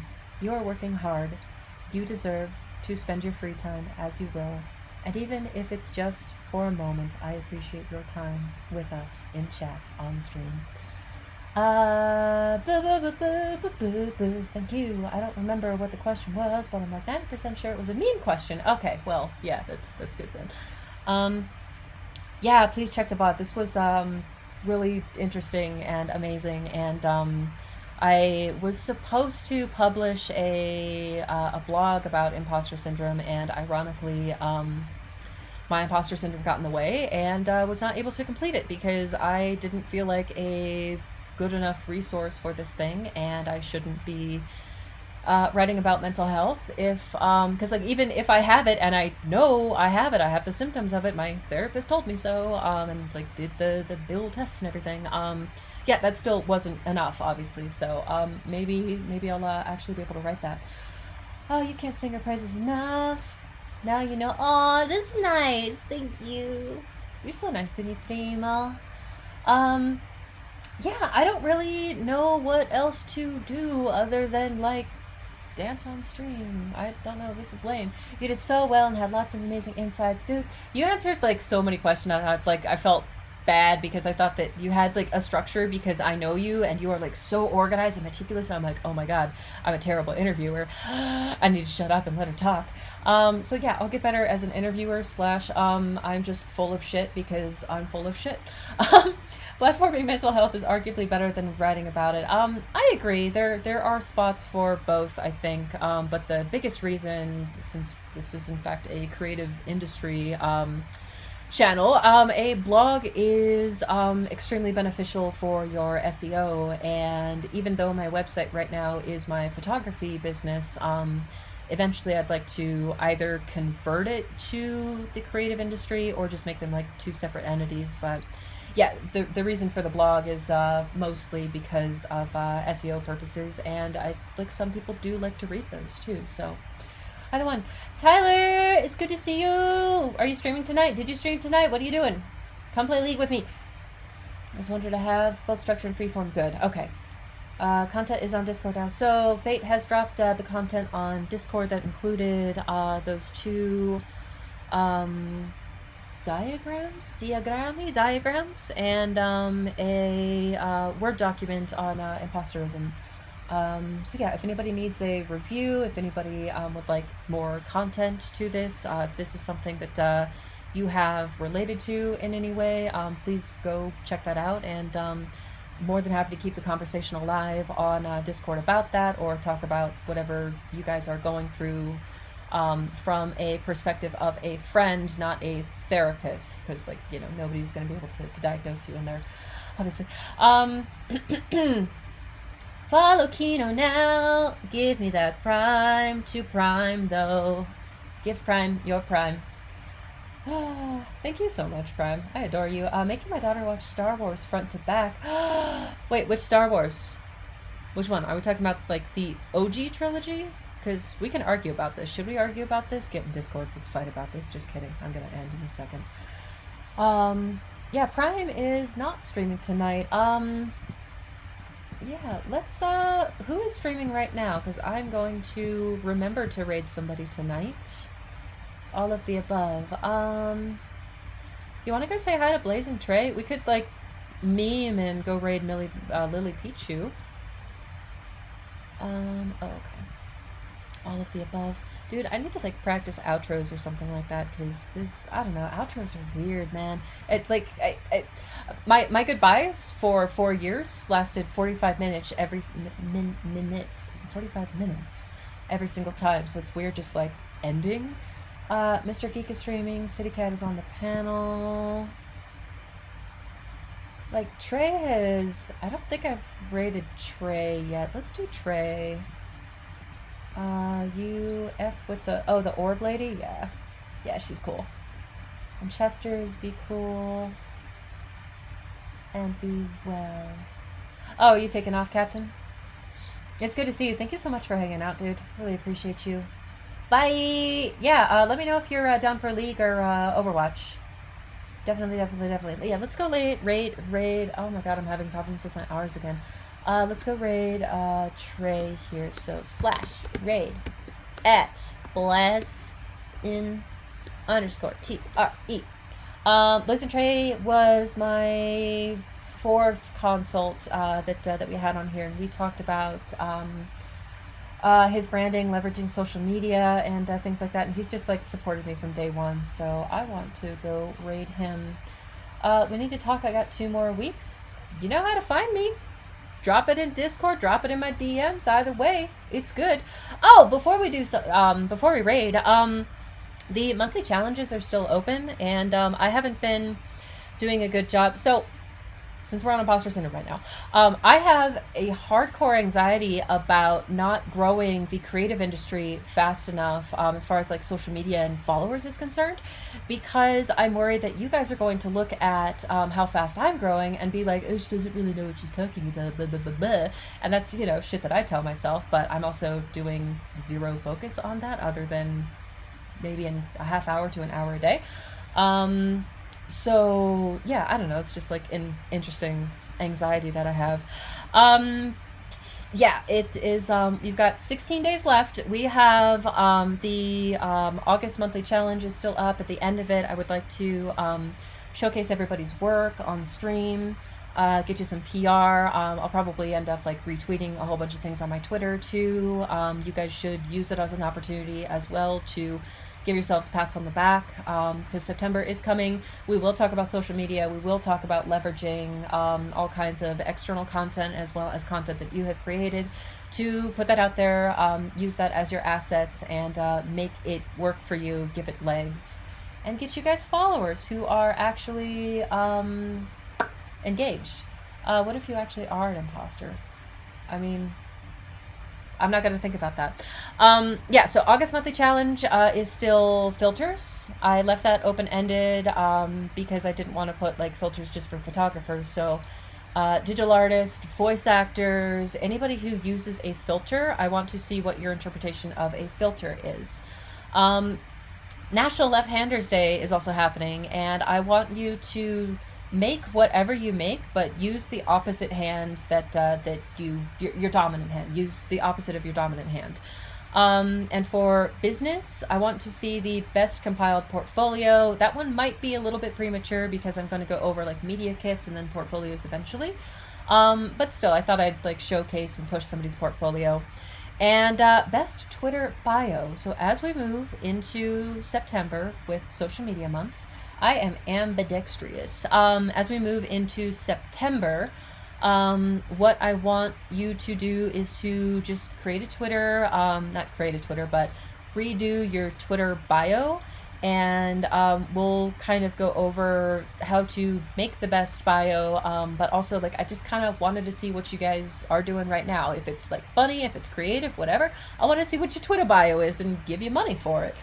/ give you a bunch of followers, hopefully. Because we might be able to be friends. What? Why can't we be friends anymore? I'm ambidextrous. I can totally do a culinary arts section. I can absolutely do that. We are adding genres to the Discord all the time.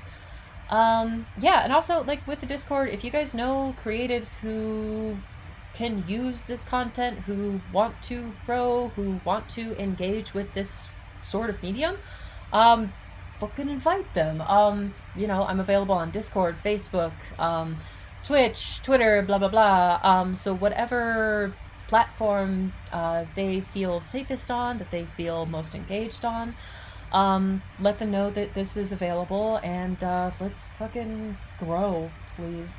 I don't even have a bio. Primo, mi amore. We will fix this. We will fix this. It's coming in September. Everybody thinks they're ambidextrous till they pitched a baseball. I can pitch a baseball with both. All right, we are rating now, guys. Thank you guys so much for hanging out. Go follow the heck out of Fate. I'm gonna spam her one more time. Oops, I just did it all in one thing. Please go follow them. /raid @Blaz. Today, I totally spelled that incorrectly. Blaz and Trey. Here we go. Boom! Let's go support a comrade. And yeah, thank you guys again for hanging out. I hope to keep doing this. If you guys have any suggestions on what topic to do next, Discord or DMs. I will see you guys later. Thank you for hanging out. Bye.